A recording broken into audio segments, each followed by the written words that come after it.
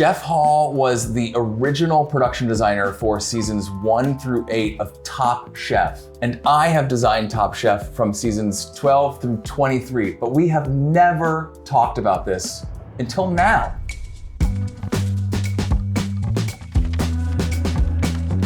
Top Chef, like when you got asked to do it, tell me, how did it work out? Tell me, Okay. Did you draw it? What was it? At the beginning, there was no money because the edict from above was you have to do these things fairly cheap. So our budgets at the beginning of this was like, God, it was beg, borrow, and steal. But They came to you with this idea of like competing chefs about a certain amount. it was like, we have a judging show.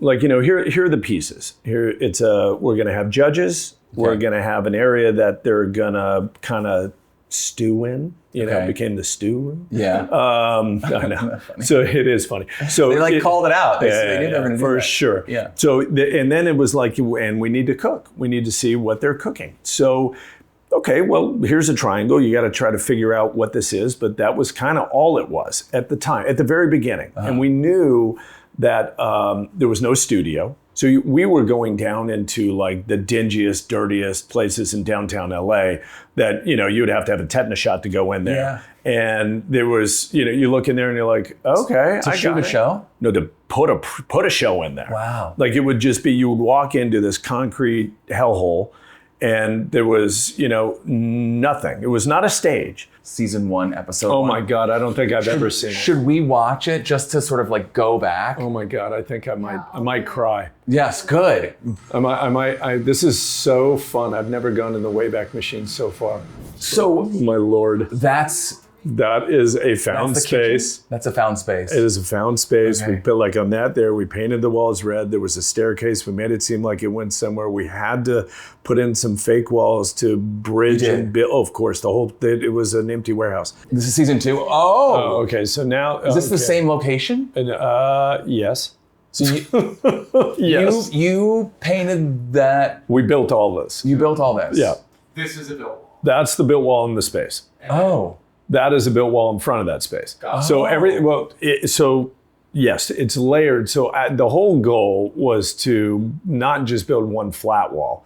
We had a flat wall in the back. And then how can I just keep bringing those walls out, 3-dimensioning them, adding dimension, making that a working space, make it feel as they can go behind there and go somewhere. Yeah. Because cameras didn't follow them back in the day. Back to a pantry that didn't exist. And then we did another pantry in another room because we didn't have space for it. Yeah. So you would cut to and they'd go into another room and grab. Right. Did you have a culinary team that would like tell you? There was a culinary team. There was a great culinary team all the time. Thank God for the culinary teams on all of this stuff because, half of the needs was the culinary team. The designing aspect, when you look at this, it's like, oh, that looks it looks like you're kind of, it looks like the date of the day that we did it.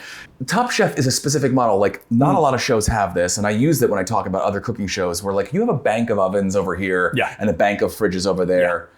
Was that intentional? It was, it had to be. We needed, again, God bless the elves, they know beats and they know how they're going to want to move the chefs around. Yeah. So if we have one area that is completely dedicated to ovens and refrigerators, they're all going to be clustered in this one area and it's hard to shoot. Yeah. So, we had to strategically go, okay, we're going to cross this valley and they're going to cross back. And so we're going to get a lot of this. We're going to get a lot of crossing of... It's the most brilliant thing about Top Chef. And that's what I learned about from Dan when I first got on. It was like, the show is about movement, and rushing through. 100%. And not a lot of cooking shows are. They're about cleaner shots.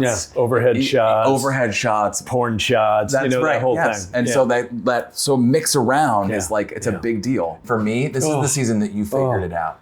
This is the season that clicked.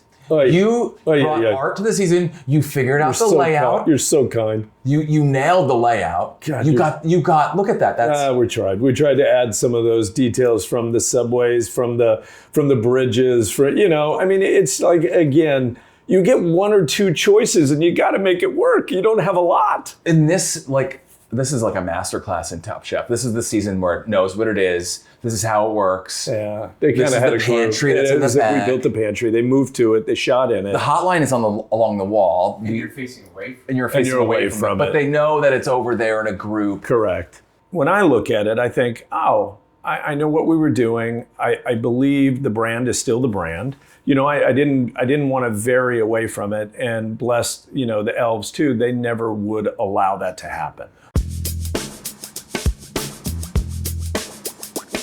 This is season 12 Boston, and I knew this was a big deal, but I didn't think I was gonna ever do it again. I think I was nervous. I also kind of wanted to prove a few things, so that you can kind of tell that I'm trying to change a couple of things right off the bat. Like, I didn't want to do wine in a diagonal behind her. I wanted to add more layers and more shelving. 2 entrances, there's a big federal arch there, so I was flexing my architectural history knowledge. And I knew light bulbs really read well on camera from my seasons of The Voice, so I put a little bit of Edison bulbs behind there. And then the green is sort of just like a reflection of Boston and Fenway Park. I felt like the season behind me looked like a reality show, and I wanted to bring in a sense of like authenticity to the kitchen. I'm studying Boston architecture a lot in like the old town of Boston.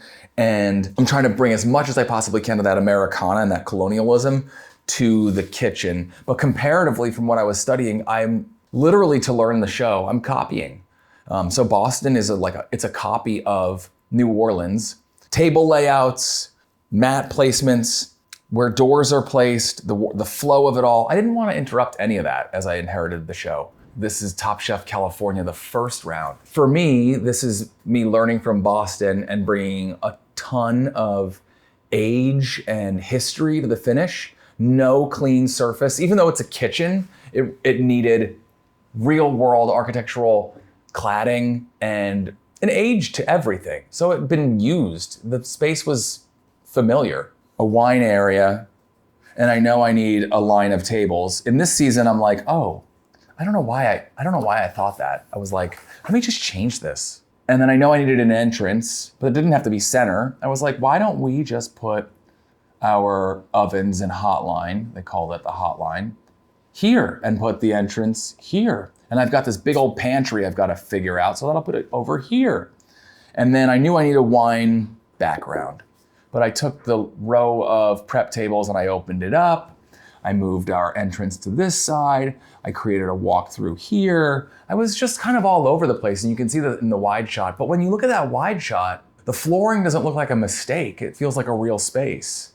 And I wanted to make sure it felt like a real space. I wanted the ceilings to be low and not super tall. Oh, I wanted to see people walk past a window to get in, as opposed to directly into the space. I thought, wouldn't it be dynamic if we had a window behind the hotline for more depth? Because we didn't have that in previous versions. You just had flat wall. So if I put a window behind the hotline, you can walk past it, you can add more depth. This was not an updated ground plan. We just printed this wall here. And then you walk in, and then I needed more hotline space. And here are some beautiful photos. This was a really good season. This looked really pretty. The one complaint that was takeaway that I learned for the next season was it all felt a bit dark. This is season 14, Top Chef Charleston, South Carolina, which is really exciting because I have a certain history there and have a lot of family there and grew up there in the summer with my dad. We have the exact same layout as the old California. It really is a topical treatment and a testament to the team on site to build it back to what we had in California with new finishes. In this season though, the producers and I really started to deep dive into what each city kind of meant. And for me, actually, they said, we want Charleston green. I really wanted to bring in a sense of like the history of Charleston and some of like the, I don't know, iconic elements that you would see locally. So these like load in doors that are behind the chefs and a lot of the brick finishes and a lot of the ironwork that is local to Charleston that when you're there, you notice. And we are taking that same footprint and we're making just new impressions with it. This is Colorado season. I was really obsessed with street art and Denver just happened to have a ton of it. And I really just wanted to see this kitchen just bigger and lay out differently. And instead of wine, pitch beer. Let's make this kitchen scream how great Denver is. In this season, I'm trying to expose more of the storage of everything. Once again, when you're at Top Chef, there's so many things backstage that you never see. And for me, it was like, I really just wanted to show all the equipment. There are so many pots and pans everywhere at Top Chef, and they're all waiting in the back wings, waiting for chefs to go grab them or if they need them. So for me, I created an equipment pantry that became the entrance. And I also created a fresh pantry that was different than sort of like the boxed goods that we had in previous seasons, and also felt like a little bit more like farm fresh Denver.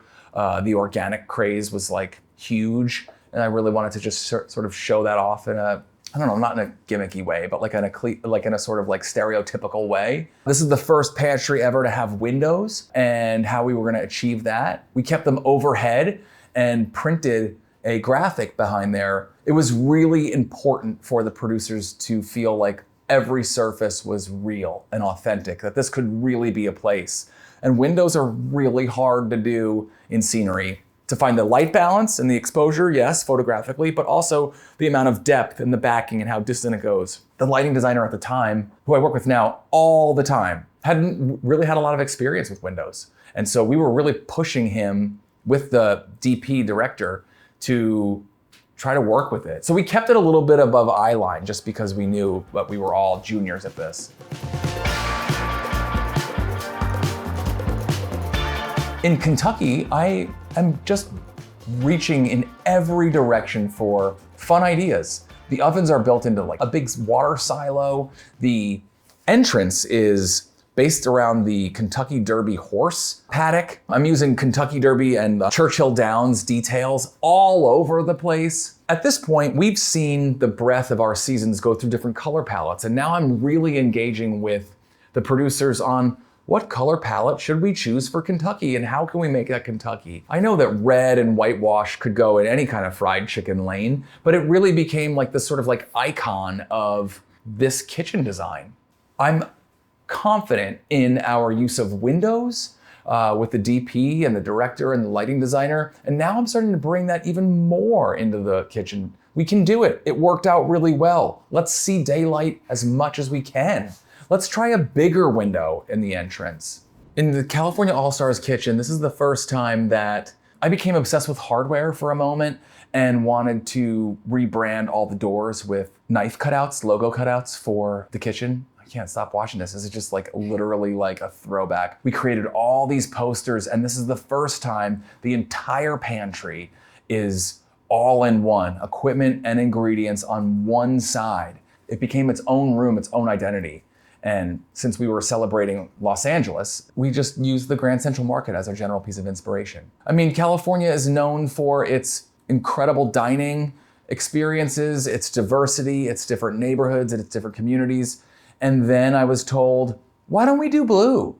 And I really tried to make that as chic as possible. And ultimately it came out and it had its beautiful identity. This time we were in Portland, which is a city that's rich in identity. If you close your eyes right now and talk to me about Portland, you were gonna say it's green. Portland was all about, like I said, the key color green. And everywhere you go in Portland, it's green and all the nature is so expressive, but it's also just got a great cultural identity. People bike ride. People spend a lot of time crafting certain drinks and certain food. There is the most iconic sign when you're crossing the bridge in Portland of the shape of Oregon with its deer on the very top. We wanted to bring in a lot of this iconography into Portland, not just because it was a city and not just because we were being creative or I was being creative, but because we wanted to remember what it was like to be in a community. This is the first season I, as a designer, worked with an associate designer in office to help me design the show. We had a lot of projects at the same time, and one of the things you can do with a recurring series is work with new voices and new opinions and collaborate internally. And Karen Weber, an associate designer in studio, worked full-time in my office for a few years. I can't remember how long. She brought this incredible tile sweater to the oven wall, which I thought was, well, I would never think of, and beautiful. This is the first season that we really designed the hotline shrouds and did slices of living wood plank and started to feature them. And we've seen a confirmation that the fresh marketplace of the Los Angeles season was a win, because now we're recreating it again in the Portland season. The artistic freedom that I had is finding the soul of the city, and Houston wasn't something I was very familiar with. This was a season that really wanted a lot of color. We didn't want just one. Our clients demanded a lot of color. And so not just in lighting and vibrancy in the lights, we were bringing in massive street art murals and recreating them all over for big, colorful shots. This was the beginning of the big theatrical features for the next few seasons. Season 20, London, is another all-star season. We're exploring all of what London is and has and putting it in the kitchen. Cottage-inspired wallpaper. We're walking through a giant clock, just like Big Ben. The lighting of everything has gotten way more theatrical, and we're building on that. We're embedding LED tape in so many different details now. When I look back, this is not actually a kitchen I visited just like Portland, and for me, I look back at a really successful season. One of my favorite details about this season that I think is unlike any other season is this judge's table background. This is the only season that we did a massive mural print behind judges that wasn't shelving. We built off the iconic Cream City brick in a stacked layout, and we put little lamps back there for depth as opposed to over-decorating, adding things in a bookshelf or layered window. In Top Chef Toronto, that entrance needed to be massive. Yes, this was a studio set. This kitchen doesn't really exist. There's no art install of honey in a maple leaf wall anywhere. I mean, until you call me. I've gone to local artists from the eastern side of Canada and the western side of Canada, engaged them for murals. And this is the first time I'm using different vendors to build the kitchen. There's a great new tile that rolls out here that you print on that we do a lot of collabs with. Thank you, Rolled Wall. You can tell by just viewing it that it's turned over a new leaf. Carolinas, this is the most recent season that I feel like just finished. We're coming away from an international season and again doing a deep dive into what are the Carolinas? I wanted to build off Tar Heels blue. I wanted to build off air. I wanted to build off the coastalness of the Carolinas and what they're known for on those beautiful capes, and express that. We had also just come off of red, so why not go blue? Pretty easy. This season went through a lot of different designs before it netted out what you see today. It went through an airplane hangar. It went through a sort of big organic Rolling Greens inspired collection of Pot City and Sculpture Garden, and ended up in a much more modern, forward-thinking warehouse. I think you still see the sense of air in some of the window details that we captured, and we brought in a lot more depth into this season. This is the first season that we kept the tighter footprint, what everybody liked, but in order to have fun, we put windows almost in every wall to create more depth. In order to find inspiration from Top Chef, you have to be in a relationship with Top Chef. You have to talk about how the season went the year before and what you loved about it and what you didn't like about it. You have to talk about how the client felt, the director felt, the chefs felt about the season before and how we can do it better. Then you have to really think about it yourself and see what you can do better as an artist to bring back into this baby and this relationship you're making. If I look back at this era of Top Chef from season 12 through 15, I think the most challenging one to design was Charleston. And I feel like that's because I took away the blank canvas and I felt boxed in and pressured, and I thought too logistically than I did artistically. Top Chef Carolinas, this is the first season that I decided to change the top edge of the set. I knew that the studio set look was a studio set look, and it's something that I just struggled with the authenticity of. We look up people's noses and we see the edge of the set all the time now. I wanted to create a little skyline above and make sure that that was visually interesting. To find inspiration with Top Chef, you are looking at the city. You are challenging your relationship with the city. I've never been there. I should go. I love the city. My dad lives there. I know what that is. I know that whole country.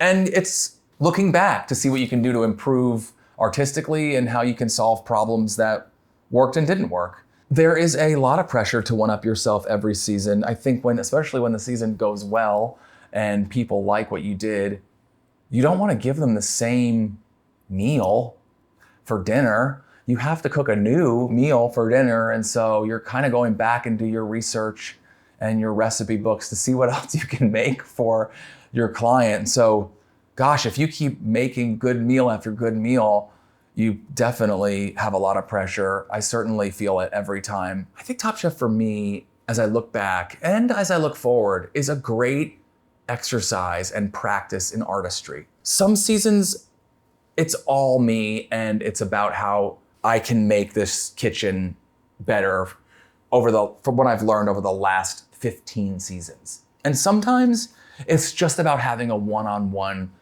collaboration with an artist in studio and learning from that young artist. And I hope that Top Chef never leaves my life and never becomes a chapter, and that it always stays that exercise of artistry. Thank you so much for watching. Tell me what you thought about this video essay, and subscribe for more if you want something more juicy next time.